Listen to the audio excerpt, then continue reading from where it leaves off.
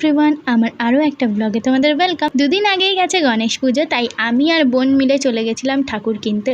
এত বড় বড় ঠাকুর দেখে আমরা কিনে এনেছিলাম একদম পুচকি একটা ঠাকুর। এটা হচ্ছে তার পরের দিন, যেটা মা সুন্দর করে জায়গাটা সাজিয়ে দিয়েছে আর ঠাকুরকেও খুব সুন্দর করে সাজিয়ে দিয়েছে।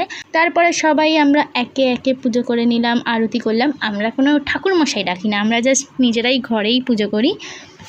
যেখানে আমাদের চিল্লার পার্টি থাকে সেখানে আর ঠাকুরমশাইয়ের দরকার পড়ে না, পারলে আমরা অন্য পুজোগুলোও নিজেরাই করে নিই, শুধু ঠাকুরমশাইকে ডাকতে হয় বলে। কিন্তু গণেশ পুজোয় তো ঠাকুরমশাই অতটা লাগে না, তাই আমরা নিজেই করে নিই। আর সবার শেষে আমাদের খুদে পণ্ডিত পায়জামা পাঞ্জাবি পরে চলে এসছে পুজো করতে। আর ও এসে সব যা ফল প্রসাদ দেওয়া হয়েছিল প্লেটে সব ওগুলো নিয়ে আর গণেশ ঠাকুরকে দিচ্ছে, বলে খাও খাও। তারপর লাস্টে শশাটা তুলেছিল, ভাবছিল দেবো কি দেবো না, তারপরে দিয়ে দিয়েছিল। তারপর লাস্টে ফুল দিয়ে পুজো করলো। তো এইভাবে আমরা গনু দাদার পুজো শেষ করলাম। তো এই ব্লগটা এখানেই শেষ করলাম।